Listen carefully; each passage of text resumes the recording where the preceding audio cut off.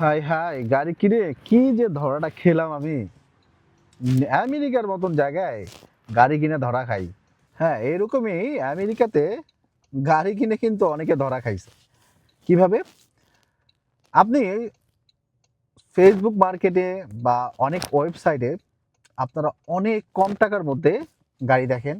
অনেক সময় ৫,০০০, অনেক সময় দেখা যায় ৬,০০০, ৫,০০০, ১০,০০০ এরকম টাইপের অল্প মূল্যের গাড়িগুলা দেখেন।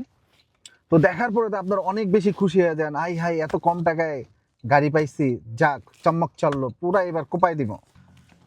তবেও এর মধ্যে রয়েছে কিছু প্রতারণার ফাঁদ। সো এই বিষয়টা নিয়ে আজকে কথা বলবো। আপনি যখন আমেরিকাতে নতুন আসবেন, আপনি গাড়ি কেনার জন্য, সেকেন্ড হ্যান্ড গাড়ি কেনার জন্য আপনি কি করবেন বা আপনার কি করা উচিত বা কি দেখা উচিত।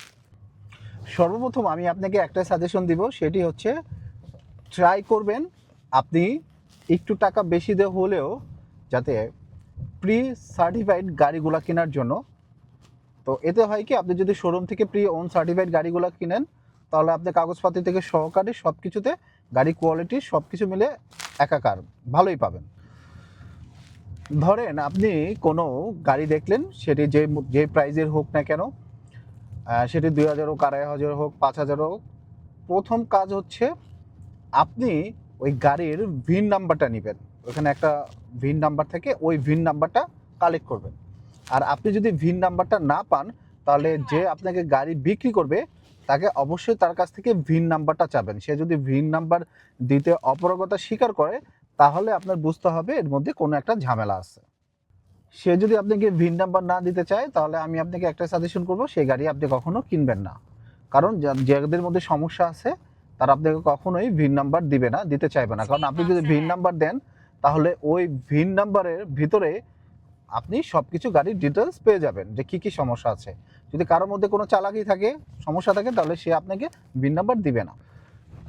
ভিন নাম্বার পাওয়ার পরে আপনি ধরেন আপনি ভিন নাম্বার পাইলেন, তারপর আপনি কি করবেন? দেন ভিন নাম্বার পাওয়ার পরে আপনি কারফ্যাক্স নামে একটা ডেটা আছে, মানে ডেটা সফটওয়্যার আছে বা ওয়েবসাইট আছে, কারফ্যাক্সে আপনি সার্চ করবেন। আপনি গুগল ক্রোমে বা আপনি প্লে স্টোর থেকে বা আইফোনের থেকে আপনি সফটওয়্যারটা ইনস্টল করবেন।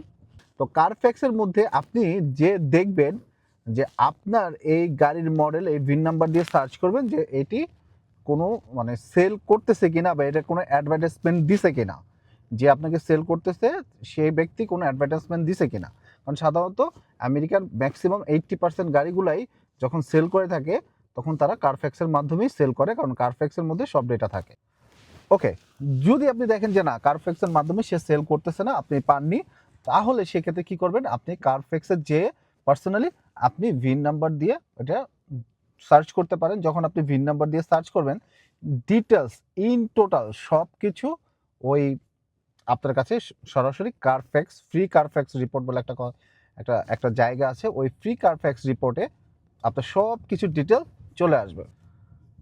দেন আসার পরে আপনি ওইখান থেকে কারফ্যাক্সের ভিতরেই আপনি দেখতে পারবেন এই গাড়িটি কোন সালে কিনা হয়েছিল, এই গাড়িটি কতবার সার্ভিস করা হয়েছিল, এই গাড়ির কয়টা ওনার ছিল, এই গাড়ির কাগজপত্র সব ঠিক আছে কিনা, এই গাড়ির কাগজ কবে এক্সপায়ার্ড হয়ে যাবে, সব কিছু এ টু জেড আপনি কারফ্যাক্সের মধ্যে ডিটেলস পেয়ে যাবেন।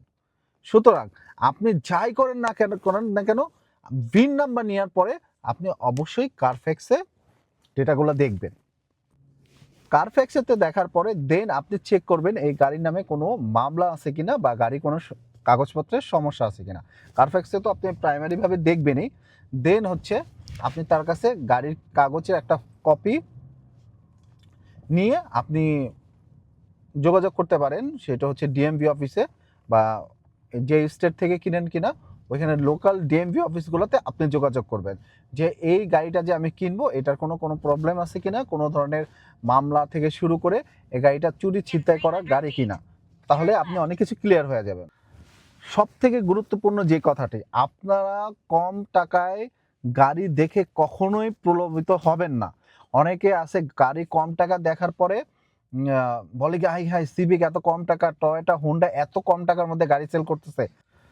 কম টাকার মধ্যে গাড়ি যখন দেখবেন সেল করতেছে তখন বুঝবেন ওই গাড়ির মধ্যে কোনো একটা সমস্যা আছে। পার্সোনাল কারোর কাছে সহজে গাড়ি কিনবেন না। সহজে বলতে পার্সোনাল বলতে কি, ধরেন আপনার আত্মীয় স্বজন হইলো বা তার রেফারেন্স হইলো, ঠিক আছে, আমাদের নিজেদের কমিউনিটির মধ্যে হইলো, ঠিক আছে, বা কাউকে আপনি যদি অন্য কমিউনিটির চিনেও থাকেন, কেউ রেফারেন্স দিল, দেন ঠিক আছে। কিন্তু আপনি ফেসবুক মার্কেটে দেখলেন, চিনেন না, জানেন না, আপনি তার সাথে ডিল করতে গেলেন, তাহলে কিন্তু অনেক বড় সম্ভাবনা থাকতে পারে বিপদের। ইভেন ওই গাড়িটা মনে করেন ভিতরে কোনো সমস্যাও থাকতে পারে, বড় কোনো সমস্যা থাকতে পারে, তখন মনে করেন যে গাড়ি কিনে আপনি হয়ে যাবেন গাধা। তো দেন এটাই, আপনি যখন এই ডিএমভিতে সব কিছু চেক করলেন, যদি সব কিছু ওকে থাকে, ওকে ফাইন, দেন আপনি গাড়ি কিনতে পারবেন, কোনো সমস্যা নাই। তার মানে পরিশেষে এটাই বললাম, আপনারা যখন গাড়ি কিনবেন মাস্ট বি ভিন নাম্বারটা নেবেন, ভিন নাম্বারটা নেওয়ার পর কারফ্যাক্সে চেক করবেন, দেন হচ্ছে লোকাল ডিএমভি অফিসে সব যোগাযোগ করবেন, সব কিছু যখন দেখবেন ডিটেলস ঠিক আছে, দেন আপনি তখন গাড়ি কিনবেন। আদারওয়াইজ কোনোভাবে আপনি দাম দেখেই, চটকদার বিজ্ঞাপন দেখে আপনি কিন্তু গাড়ি কিনতে যাবেন না। যদি গাড়ি কিনতে যান, আপনি তো প্রতারিত হতেও পারেন, আবার এমন গাড়ি কিনলেন যে চুরি ছিনতাইয়ের গাড়ি কিনলেন, তখন কিন্তু আপনার মামলা থেকে শুরু করে হ্যারাসমেন্ট পর্যন্ত হতে পারেন। আমেরিকা বলেই যে এই দেশে সবাই কিন্তু সাধু সন্ন্যাসী, একেবারে চোখ বুজে আমি কিনতে পারি, এরকম কিছু না ভাই। আপনার এর মধ্যেও অনেকে বিপদে পড়ে যায়, ঠিক আছে? সুতরাং আপনারা যখন গাড়ি কিনবেন, আপনারা একটু সাবধানতা অবলম্বন করেন, সাবধানতা কিন্তু মাইন্ড নাই। তারপরও আরেকটা কথা, আপনাদের যদি কেউ আশেপাশে কোনো ভাই ব্রাদার থাকে বুঝে, তাদেরকে নিয়ে যান। এই জিনিসগুলো মোটামুটি আপনার অল্প সময়ের মধ্যে আমি এই জিনিসগুলো বললাম, এই জিনিসগুলো ছোটোখাটোভাবে দেখতে আপনি একটু হলে নিশ্চিন্ত থাকতে পারবেন যে আপনি গাড়িটা কিনে কোনো রকম ঠকতেছেন না। হ্যাঁ, আর লাস্টে একটা কথাই বলি, অবশ্যই আপনার পরিচিত কোনো যারা মেকানিক বা গাড়ি বুঝে, গাড়ি সম্পর্কে ভালো জ্ঞান আছে, তাদেরকে নিয়ে যাবেন, কারণ গাড়ির অনেক ব্যাপার স্যাপার আছে, তারা ভালো বলতে পারবে।